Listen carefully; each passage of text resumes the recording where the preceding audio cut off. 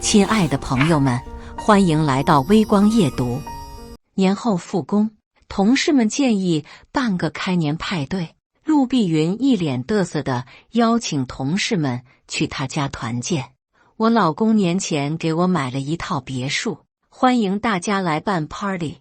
看着陆碧云放出来的豪宅照片，一名同事忽然夸张地大喊着：“这套宫廷风水晶吊灯也太好看了！”我探头看了一眼，心中咯噔一下，这分明是闺蜜特别为我设计的新居礼物。陆碧云继续炫耀着，还有一套水晶茶具在路上呢。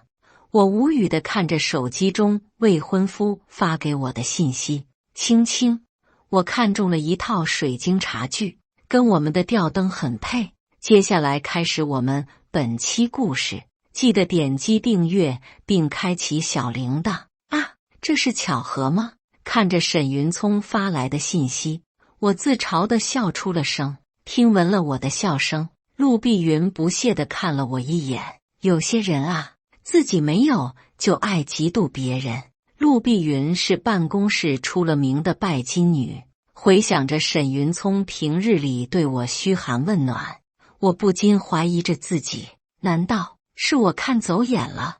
我装出一副羡慕至极的样子，从陆碧云手上接过手机，对着那盏吊灯的图片张大缩小，试图想要找出跟闺蜜特意为我设计的那盏吊灯不一样的地方，可惜没找到。可是这套别墅是爸爸送给我的嫁妆，沈云聪一直都说还在装修中，怎么突然就成了陆碧云的别墅呢？眼看着我目不转睛地盯着她的手机，陆碧云用看待傻子的眼神瞪了我一眼，随后把手机夺回。阮青青，看10个小时，你也是买不起的。身旁的同事小张闻言，更是附和着陆碧云的嘲笑。云姐就是厉害，早就听说你找了个好老公，清平区的别墅出了名的贵，她都舍得给你买。我们这些打工人，怕是一辈子都挣不够一套房的钱呢。陆碧云一脸虚伪地捂着嘴偷笑，哪有那么夸张？你们勤奋一点，干个10年8年首付还是可以给的。说着说着，陆碧云又展示了一套水晶茶具的照片。前些天跟老公随口吐槽了一下，觉得搭配一套水晶茶具更华丽，没想到老公就记在了心上，说马上给我在国外定制一套呢。臭男人，总是乱花钱。陆碧云端起手中的咖啡杯，轻抿一口，嘴里说着嫌弃的话，眼角却不自觉地浮现出骄傲的神色，那姿态恨不得把银行卡都摆在我们面前，一一炫耀自己的家产颇多。我满不在乎地耸了耸肩，露出不屑的表情，显然这是陆碧云想要看见的反应。阮青青，你这是什么意思？强忍着愤怒，我做出一副惋惜的样子。这盏水晶吊灯我在杂志上见过类似的，同牌子还有一款水晶摆座，放在玄关处的，可真是美轮美奂啊！我刻意停顿了一下，上下打量着陆碧云，摇了摇头，只可惜太贵了，还是限量版。小张赶紧在网上搜了一下，哗了一声，这也太美了吧，放在家里简直高了一个档次。当然，那可是我那闺蜜的得意之作，本来那套水晶摆件也是要送给我的，只是我嫌太贵重了，没有收。瞄了一眼身旁的陆碧云，发现大家的心思都不在她的水晶茶具上，气得面红耳赤，我差点笑出了声。那套水晶摆件我们已经付了定金，只是厂家说有点瑕疵，需要再修整一下而已。陆碧云不自觉地提高了音量，再次吸引了众人的注意。真的吗？那团建就选你家吧，我也好想看看顶尖设计师的佳作，好期待。我还没去过那么高档的地方呢，这可是出了名的富人区，看来陆碧云家世条件可不一般啊！我不以为然地拍了拍手，直勾勾地看着被哄得眉开眼笑的陆碧云。我也好期待呢，期待知道这是怎么一回事。夜幕渐渐落下，我站在家门前愣了一下，还没等我插进钥匙，便听见沈云聪开门的声音：“青青，你回来啦，今天好像晚了一些呢。”沈云聪熟练地接过我手上的包包，给我递来拖鞋。他还是一如既往的体贴，尽管我已经说过不需要卑躬屈膝，但他总说舍不得我受累。可这么爱我的人，似乎也这么爱着陆碧云。发现我走了神的沈云聪轻轻地摸着我的额头：“青青，你是不是哪里不舒服？”沈云聪把我扶到沙发上，就去了厨房给我装了一杯温水。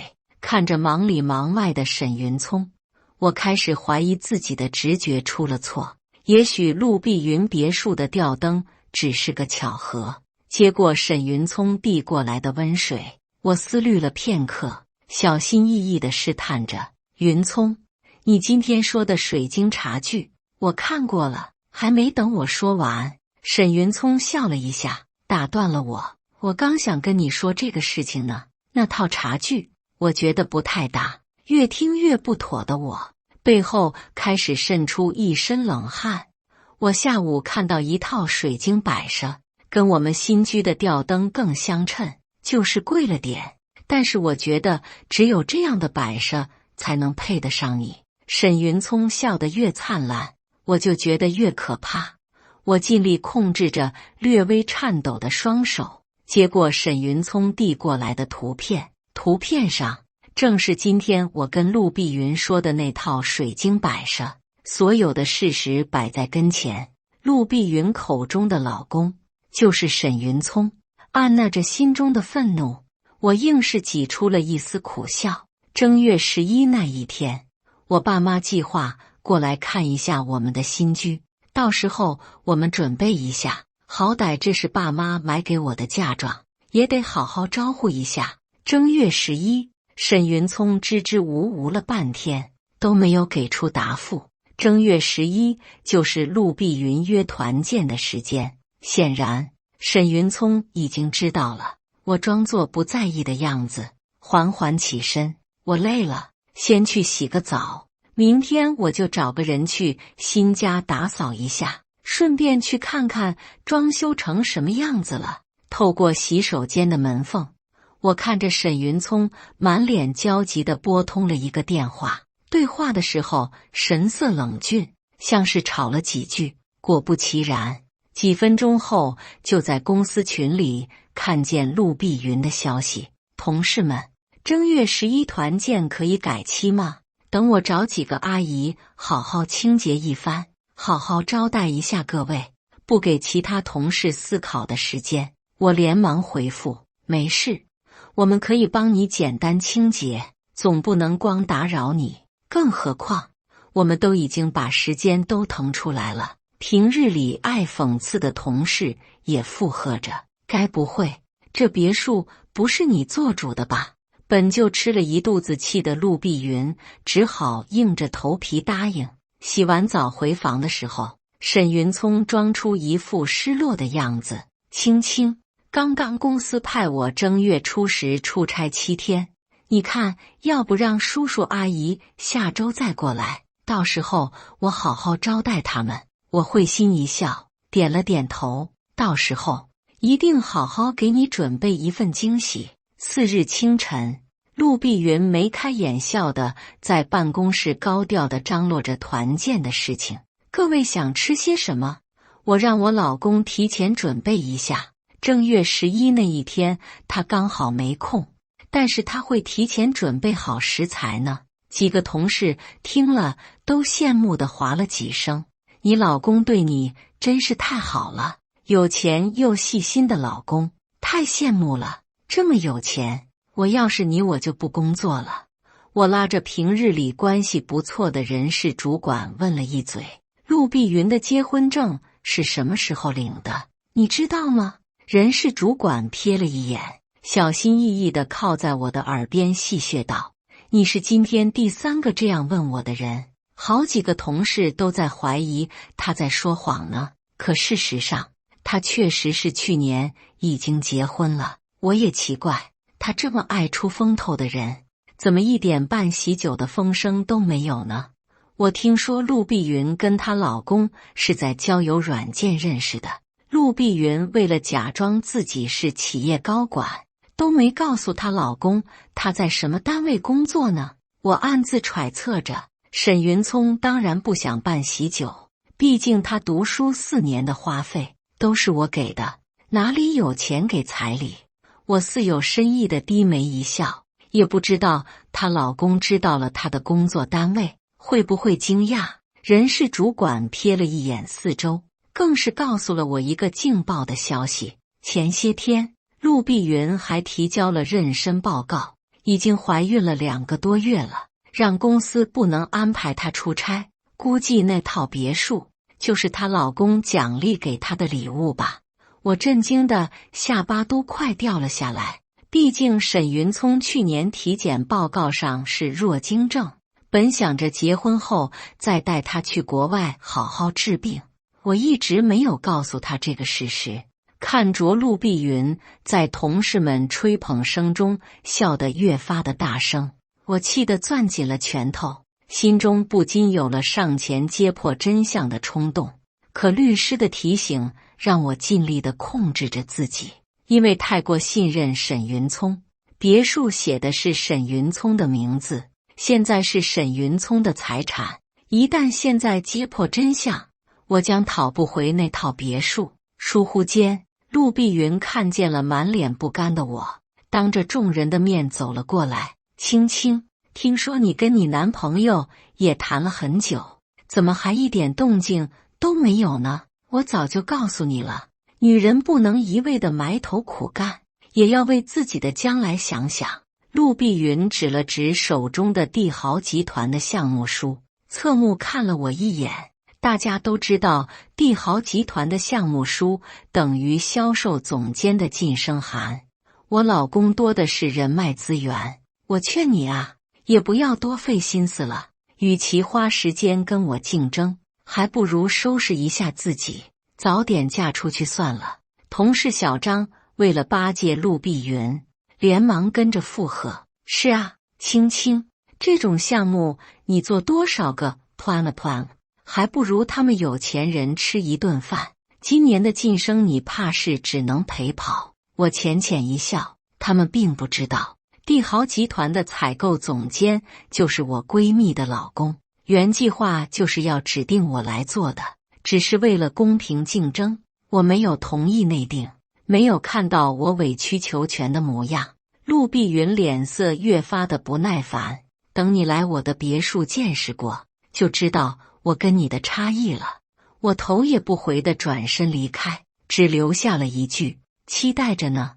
正月初10那一晚，陆碧云发了一条最新动态，文案是：爱你的人怎么舍得你受苦。图片上是一个男人在厨房忙活的背影，这个背影我曾见过无数次，怎么会认错？刚刚还在手机发着我要起飞了，好想念你信息的男朋友，此时是别人动态中的好老公。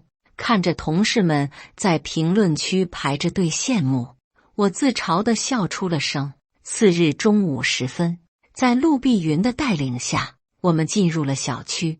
这里的环境比我当初和沈云聪来看房的时候好多了。发现我走了神的小张取笑着，这里的环境果然是高档些，还是碧云姐有本事，让我们都长了见识。刷卡成功，欢迎回家。陆碧云耀武扬威般摆弄了她的业主卡，悬在空中好几秒，听见同事们的羡慕声才肯收回去。本来想让你们自己进来的，可这里的小区毕竟高档人比较多，治安比较严格，只能让我下来带你们上去。话音刚落，陆碧云刻意地看了一眼我的方向，言语间透露着打胜仗的语气。跟着陆碧云的步伐，乌泱泱的一群人走进了别墅。尽管这是爸爸送给我的嫁妆，可出于信任，我直接把装修的事情全交给了沈云聪。从来没想过，第一个带我来看我的嫁妆的人，居然不是沈云聪。陆碧云得意洋洋地向同事们展示那盏晶莹剔透的水晶吊灯。那盏吊灯确实很美，在阳光的照射下，散发出耀眼的光芒。跟吊灯一样耀眼的，还有陆碧云手上的钻戒。钻戒上鸽子大的钻石，惹得同事们连连赞赏。那是我心疼沈云聪，自己出资买的婚戒。为了守着沈云聪的面子，我刻意交给了沈云聪保管。原计划是等爸爸过来看我的时候，拿出来求婚用的。陆碧云总是装作不经意的在我面前摆弄着钻戒，这钻石也太重了，平日里上班戴着也不方便。早就叫我老公不要花这些多余的钱，还不如踏踏实实的多买几套别墅，你说是吧？青青刚要发火的时候，却看见了角落上那只不起眼的陶瓷娃娃。那是已故的妈妈癌症去世之前，我带她一起去陶艺馆亲手做的陶瓷娃娃，是她留给我的最后一件遗物。顺着我发呆的目光，陆碧云也看了过去，眼底泛过一丝不耐烦。清洁阿姨也真是的，这个旧娃娃怎么还不扔掉？我都说了好几次，这跟我这里的装饰根本不搭。陆碧云边说边把陶艺娃娃扔进了垃圾桶，破碎的声音惊醒了我。不要！在场的同事看见惊慌失措的我，纷纷吓了一跳。陆碧云的嘲笑声打破了寂静。阮青青，你的眼光果然是差，该不会整栋别墅你只看上了这个破旧的娃娃吧？一时之间，别墅里充满着此起彼伏的讥笑声。律师的电话让我冷静了下来。阮小姐，关于别墅财产证明的资料我已经准备好了，有充足的证据可以帮你拿回来。我冷冷地看着带着同事们到处炫耀的陆碧云，不等律师说完，我打断了他的话。张律师，光拿回别墅太便宜他们了，我有了新的想法。律师愣了愣神，试探性地问道：那阮小姐接下来是计划怎样做？我嘴角微微上扬，露出一抹奸笑。跟沈云聪结婚，强忍着愤怒，我以不舒服的由头先行离开。刚走出小区，我就拨通了沈云聪的电话。云聪，我爸过年的时候又催了一次，让我赶紧领证。沈云聪一如既往的推脱。青青，我还没有挣够钱。我知道你爸一直嫌弃我的家境，生怕亏欠了你。现在我只想用心挣钱，才能让叔叔安安心心的把你嫁给我。以往听见这样的话，我只会心疼的安抚着沈云聪，可现在只觉得恶心至极。打断了沈云聪假惺惺的话，我清了清嗓子，言语间更严肃了些。我爸说了，等我们结婚后，就把国外的公司交给你打理，还会给我们置换一套更大的别墅。我爸说，总经理要有足够的牌面，现在清平区那一套衬不上你的身份呢。什么？电话那头传来了刺耳的尖叫声，快要刺破了我的耳膜。我内心骂骂咧咧地骂了一顿，佯装镇定地安抚着沈云聪。云聪，既然爸爸都这么开口了，我们总得给老人家一个表示吧。正月里好日子多，下周我们就去领结婚证吧。沈云聪显然犹豫了一下，支吾了一番后，像是下定了某种决定，弱弱地嗯了一声。2天后，陆碧云哼着小曲，迈着欢快的步伐上班，手上的包包又换了一款。小张笑嘻嘻地凑上前：碧云姐，昨天休假了1天，去哪里开心去了？陆碧云故意把新包包放在最显眼的地方，提高了音量。哎，我老公说清平区那一套别墅太小了，委屈了我。昨天刻意带我去看了一套新的别墅，比清平区那一套多了200平，走得我的腿可酸了。尽管说着吐槽的话，陆碧云的脸却是满满的嘚瑟。本来寂静一片的办公区哗声四起，小张挠了挠脑袋，可是那一片区域不是限购吗？你们怎么买2套啊？陆碧云故作深沉地做了个噤声的手势，打趣道：这些套路你们普通人就是不懂，我可以先跟我老公离婚吗？闻言，我扑哧地笑出了声。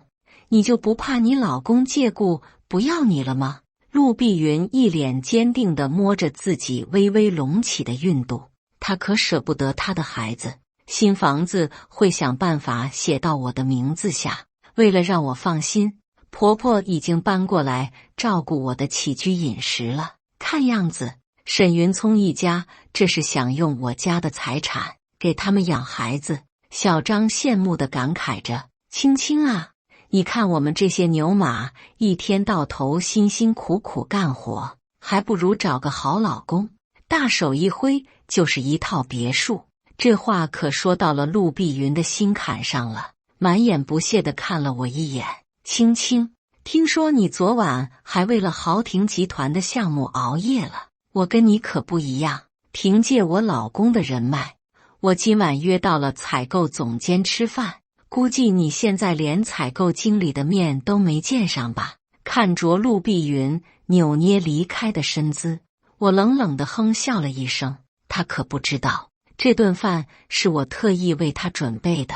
闺蜜老公按照我的剧本给陆碧云放出清平区别墅的丑闻消息，那个楼盘就是豪庭集团投资的，陆碧云肯定不会对闺蜜老公的话起疑。果然，当天夜里，沈云聪匆匆忙忙地回到家中，还没来得及换鞋，就一直呼喊我的名字：青青，你听说了吗？清平区那个别墅区烂尾了，好几栋楼盘的员工都罢工了。我弯颜一笑，装出一脸焦急的模样。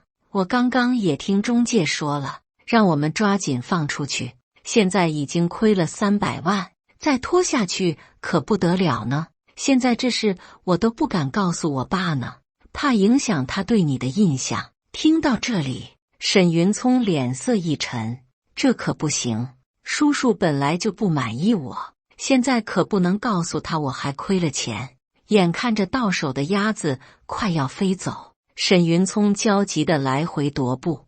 我坐在一旁的沙发上，差点笑出了声，默默地拨通了闺蜜的电话，装模作样地演起戏来。什么？现在有人来买我们的楼盘吗？沈云聪失落的眼里瞬间泛过一丝明亮，直至我支支吾吾地挂断了电话。云聪，我闺蜜找到了人接盘，但是比我们买的时候亏了400万，如果要隐瞒的话，我们还得自己补上400万呢。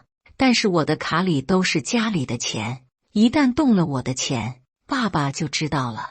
看着沈云聪神色为难地瘫在沙发上，忍着内心的恶心，我挽着沈云聪的手臂，轻轻地抚摸着他的额头。云聪，可是不垫回这400万，爸爸发现了真相就不放心把公司交到你手上了，我们的婚事估计也得告吹了。沈云聪思虑了片刻，眼含着泪花，咬了咬牙：我会想办法的，你先把清平区那套别墅给卖了吧。次日上班，我看着陆碧云满脸焦急地在人事总监的办公室叽叽喳喳地说个不停。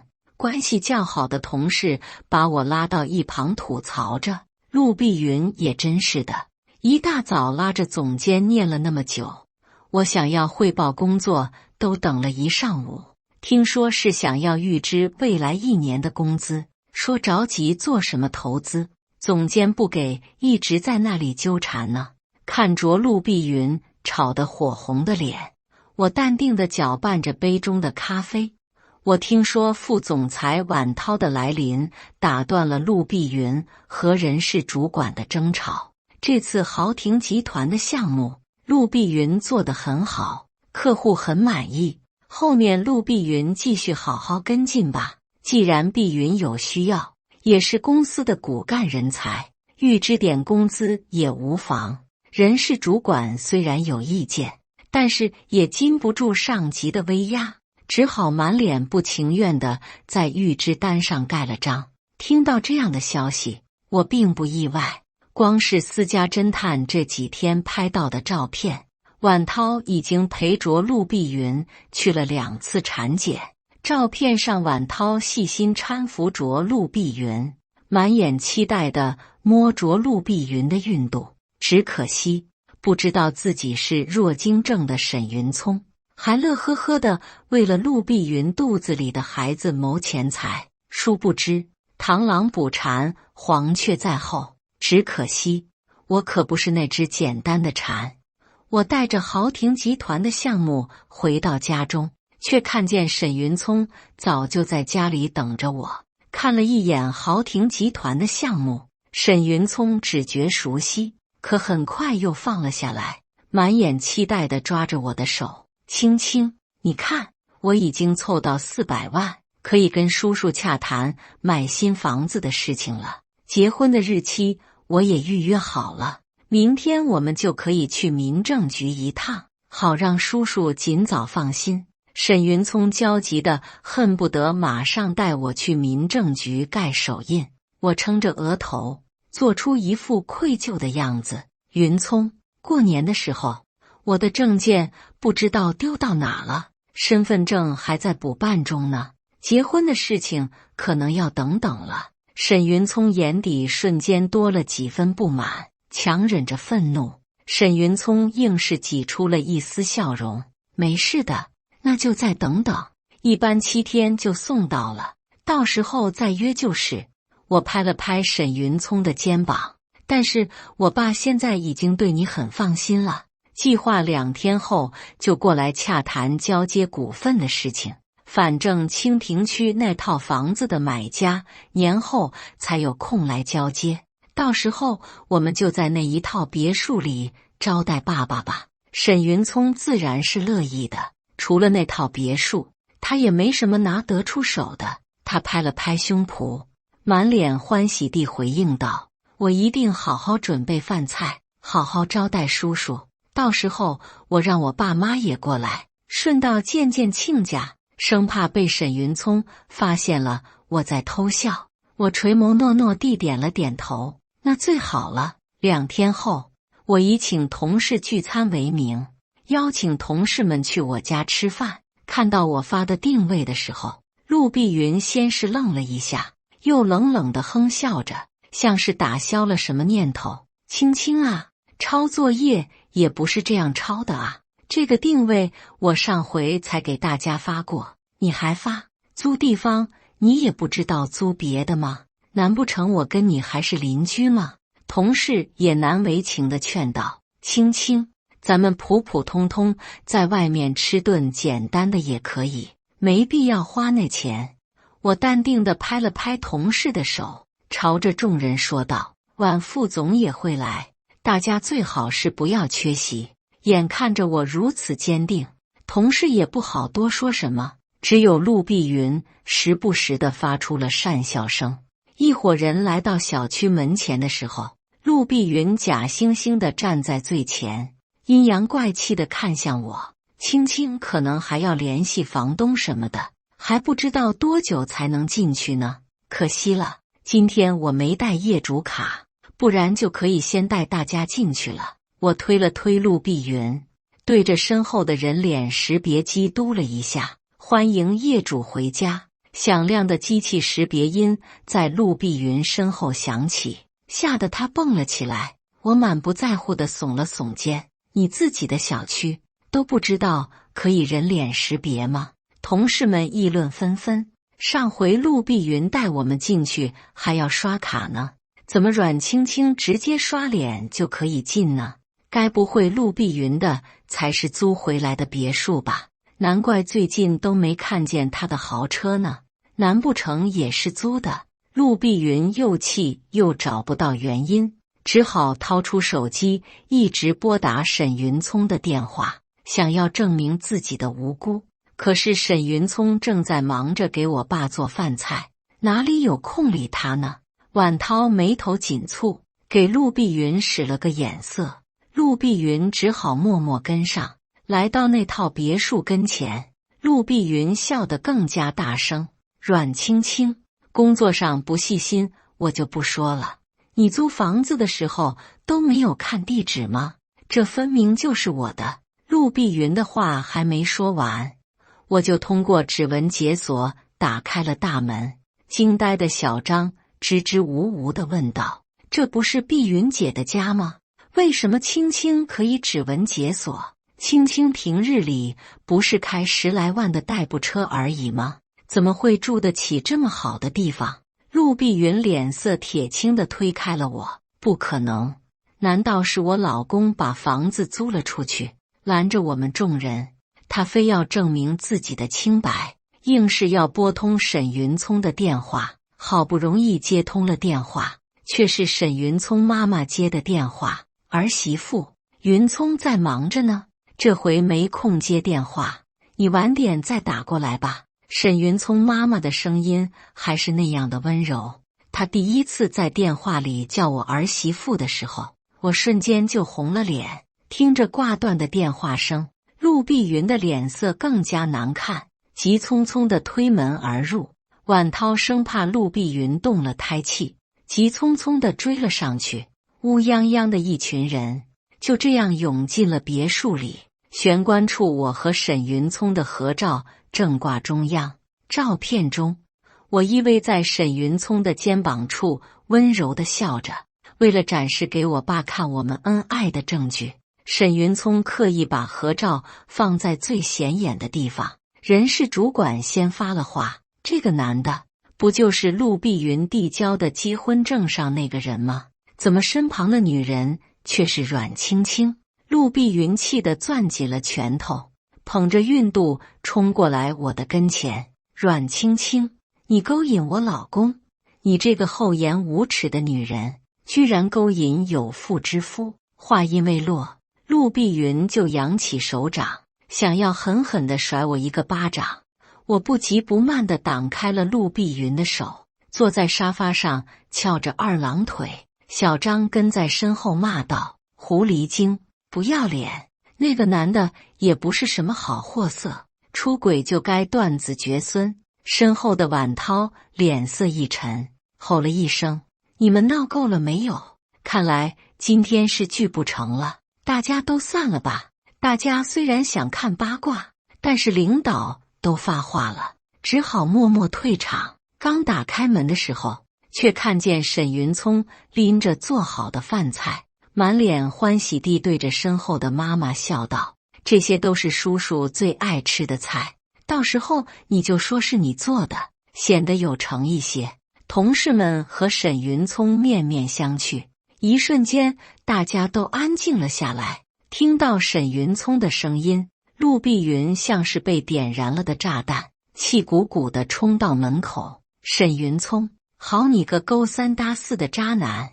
沈云聪吓得赶紧上前搀扶着陆碧云，小心翼翼地扶进屋来：“儿媳妇，你怎么动那么大的气？”可看见我淡定自若坐在客厅的时候，沈云聪妈妈还没缓过神来，愣住了神。“儿媳妇，你怎么也在这里啊？”同事们哗声一片。小张戏谑着：“怎么都喊儿媳妇啊？这个阿姨是不是老糊涂了？”话音刚落，她似乎意识到了什么，紧紧地闭上了嘴。